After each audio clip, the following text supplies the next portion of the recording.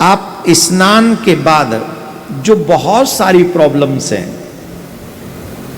Mostly मन अशांत रहना, देवी देवताओं का प्रसन्न न होना, धन का अभाव रहना, घर में अशांति रहना, या भजन में भी मन न लगना। जो लोग कहते हैं ना भजन में भी मन नहीं लगता, ऐसी कई समस्याओं का समाधान आप अमावस के दिन कर सकते हैं। अधिक मास की अमावस्या के दिन आप इस दिन स्नान के बाद पीपल के पेड़ की पूजा करें, और इसमें भगवान विष्णु का, महादेव का, ब्रह्मा जी समेत कई देवताओं का वास होता है। अमावस्या को पीपल के पेड़ की जड़ में जल अवश्य चढ़ाएं।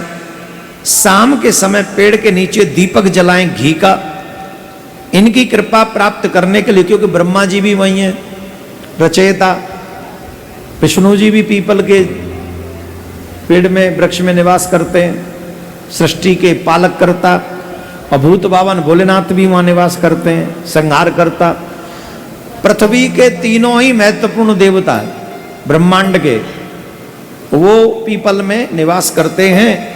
इसलिए सुबह तो पीपल के वृक्ष को जड़ में जल चढ़ा दें, और शाम को पीपल की जड़ में जाकर घी का दीपक जलाएं।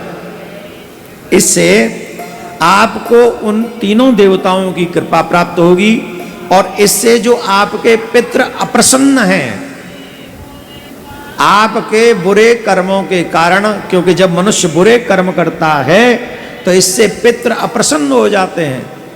तो अमावस्या के दिन, जो इस आने वाली अमावस है 16 तारीख को, अगर आप इस दिन घी का दीपक पीपल के पेड़ के नीचे जलाएंगे तो आपके अप्रसन्न पितृ भी प्रसन्न हो जाएंगे। और इस दिन पीपल की परिक्रमा करना न भूलें। 5, 7, 11 जितनी हो सके पीपल की परिक्रमा अवश्य करें। देवताओं का निवास स्थान मानकर उसको नमन करें, प्रणाम करें। इससे आपकी तमाम बाधाएं समाप्त हो जाएंगी। बोलो राधे राधे। एक और उपाय बता देते हैं, फिर इसके बाद उपायों का सिलसिला समाप्त कर देंगे, क्योंकि अमावस बहुत बड़ा है इसलिए हम बता रहे हैं। अधिक मास अमावस्या के दिन प्रातः काल स्नान करने के बाद सूर्य देव को जो जल चढ़ाते हैं आप, वैसे तो हर पूर्णिमा, हर अमावस और हर एकादशी अपने पितरों को भी जल देना चाहिए। पितरों को जल देने का जो दिशा है वो दक्षिण दिशा है। पूर्व में सूर्य को दिया जाता है जल, और दक्षिण में पितरों को दिया जाता है। अब हमने पहले भी बताया आपको, सूर्य को जल ऐसे दिया जाता है, ऐसे ऊपर से जल की धारा में से आप सूर्य का दर्शन करें। ताम्र पात्र होना चाहिए ऐसे, तो सूर्य का दर्शन हो, ऐसे जल दिया जाएगा। ऋषियों को जो जल दिया जाता है वो ऐसे दिया जाता है। लोटा आपका यहाँ होगा, मुख उसका इधर होगा, ऐसे ऋषियों को जल दिया जाता है।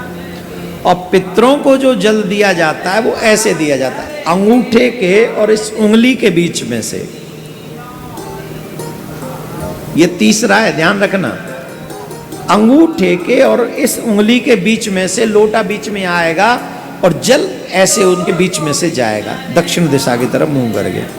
तो इस तरीके से हमको पितरों को उस दिन, वैसे तो तीनों दिन अमावस, पूर्णिमा और एकादशी, अपने पितरों को जल देना चाहिए, लेकिन इस अमावस्या पे अवश्य दें। अपने पितरों को भी जल दें, और सूर्य को जो जल चढ़ाएं आप इस अमावस्या को, उसमें अर्घ देते समय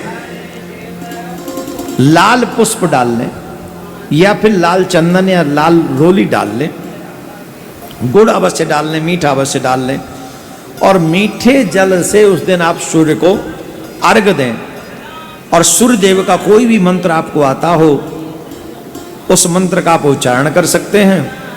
इससे आपकी दरिद्रता दूर होगी, घर में धन की कमी नहीं रहेगी, धन धान्य भर जाएंगे, और आरोग्य आपके शरीर को सूर्य देव आरोग्यता भी प्रदान करेंगे। इस दिन, अमावस्या के दिन, ऐसा कार्य अवश्य कर लें। बोलो राधे राधे। एक और बात बता देते हैं, बड़ी मेहनत करके लाते हैं। तुम्हें हर जगह भटकने से बचाने के लिए लाते हैं। आजकल सब पता नहीं जादू टोना टोटका वालों के पास ज़्यादा लोग चले जाते हैं, तो फंस जाते हैं, फिर तंत्र मंत्र के चक्कर में रह जाते हैं। और फिर सोई सियावर रामचंद्र की महाराज गुरुजी बोले हाँ गुरुजी मेरे ऊपर लो चक्कर है। अब मैंने कही मैं क्या करूँ, मैं ऊपर ले चक्कर है कहाँ से देखूँ, ये तो अपनों ही चक्कर ना खत्म है रो भाई तक। अब ऐसी वैसी जगह जाओगे तो चक्कर नहीं आएंगे तो क्या आएगा। आप अपने इष्ट में सच्ची निष्ठा रखो, आपके सारे चक्कर आपके इष्ट अपने आप समाप्त कर देंगे। पर पता नहीं, होता ही नहीं, कहां कहां भटकते रहते हैं। अधिक मास की पूर्णिमा के दिन आप मां तुलसी की पूजा करना ना भूलें। मां तुलसी का पूजन करें, घी का दीपक शाम को जलाएं और 108 बार परिक्रमा तुलसी मां की अवश्य करें।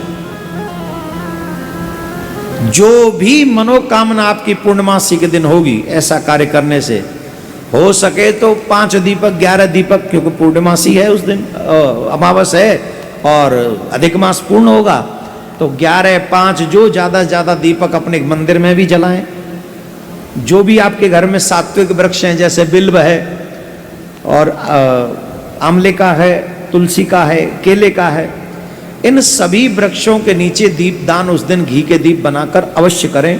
तुलसी माँ की 108 परिक्रमा करें, जिससे आपके अनेकानेक काम देवी देवता अवश्य बना देंगे।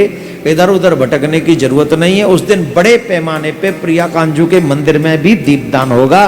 तो जो लोग बड़े पैमाने पे दीपदान करना चाहते हैं वो अभी से, सोमवार को हो ही रहा है और हर सोमवार हो रहा है, लेकिन पूर्णिमा के जो अमावस के दिन बहुत बड़े पैमाने पे दीपदान यहाँ पर होगा, जिससे आपके तमाम संकट कटे। ऐसी प्रार्थना प्रिया कांजू सरकार से अमावस के दिन की जाएगी। ठीक है, यहाँ का दीपदान करोड़ों गुना फल देने वाला होगा प्रिया कांजू के यहाँ का। क्यों?